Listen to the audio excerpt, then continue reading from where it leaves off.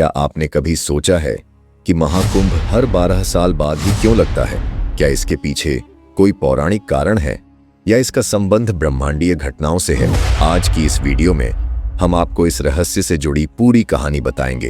अंत तक जुड़े रहिए, क्योंकि यह कहानी आपको पौराणिक ज्ञान और ब्रह्मांडीय चमत्कारों का अद्भुत अनुभव कराएगी। कहानी शुरू करने से पहले आपसे एक रिक्वेस्ट है, मेरा चैनल अभी नया है, आपकी सपोर्ट की जरूरत है। चैनल को सब्सक्राइब जरूर कर लें दोस्तों। अब आगे। पौराणिक कथा के अनुसार महर्षि दुर्वासा एक दिन पृथ्वी पर भ्रमण कर रहे थे। तभी उनकी भेंट इंद्रदेव से हुई। इंद्र ने महर्षि को प्रणाम किया, जिससे प्रसन्न होकर दुर्वासा जी ने उन्हें एक दिव्य माला भेंट की। लेकिन इंद्र उस माला का आदर नहीं कर सके।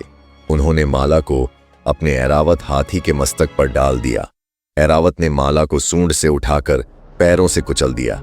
इस अपमान से महर्षि दुर्वासा क्रोधित हो गए और उन्होंने इंद्र को श्राप दिया, तुम्हारी शक्ति और साम्राज्य नष्ट हो जाएंगे। इस श्राप के बाद इंद्र और सभी देवता कमजोर हो गए। उन्होंने अपनी शक्ति वापस पाने के लिए भगवान ब्रह्मा और भगवान शिव से मदद मांगी।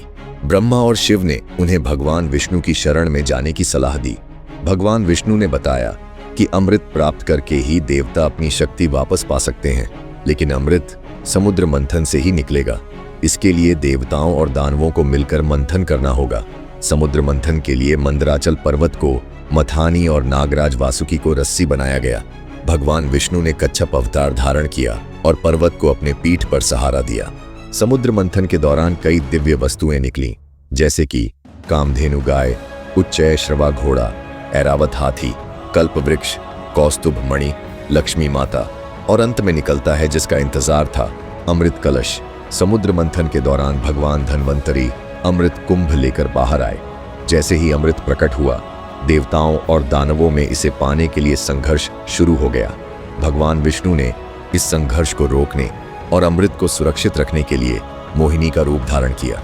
उन्होंने अमृत कलश को सुरक्षित रखने के लिए इंद्रदेव के पुत्र जयंत को सौंपा। इंद्र के पुत्र जयंत अमृत कलश लेकर आकाश में उड़ गए। दानवों ने उनका पीछा किया। इस दौरान अमृत की कुछ बूंदें 4 स्थानों पर गिर गईं। हरिद्वार, प्रयागराज, नासिक, उज्जैन। ये स्थान पवित्र हो गए और यहाँ अमृत से जुड़ी दिव्य ऊर्जा का वास माना गया। यही कारण है कि इन स्थानों पर कुंभ मेला आयोजित होता है। महाकुंभ के आयोजन का वैज्ञानिक और ज्योतिषीय कारण भी है। शास्त्रों के अनुसार देवताओं के 12 दिन मनुष्यों के 12 वर्षों के बराबर होते हैं। जब बृहस्पति ग्रह सूर्य और पृथ्वी के साथ विशेष स्थिति में आता है, तो इन 4 स्थानों पर ऊर्जा का संचार होता है। यही वह समय होता है जब गंगा, क्षिप्रा, गोदावरी और संगम में स्नान करने से पापों का नाश होता है और मोक्ष की प्राप्ति होती है। इसलिए हर 12 वर्षों में यहाँ महाकुंभ आयोजित किया जाता है। कुंभ मेला सिर्फ एक धार्मिक आयोजन नहीं है, बल्कि यह भारतीय संस्कृति और आस्था का प्रतीक है। यहाँ आकर लोग पवित्र स्नान करते हैं, जिससे उनके पाप मिट जाते हैं और आत्मा शुद्ध होती है। साथ ही यह मेला आध्यात्मिक ज्ञान और सामाजिक एकता का संदेश देता है। यह कहानी हमें सिखाती है कि सहयोग और परिश्रम से असंभव को संभव बनाया जा सकता है। साथ ही आस्था और धर्म के प्रति हमारी निष्ठा जीवन में नई दिशा और ऊर्जा का संचार करती है। महाकुंभ हमें हमारी जड़ों, संस्कृति और धर्म से जोड़ने का एक पवित्र अवसर है।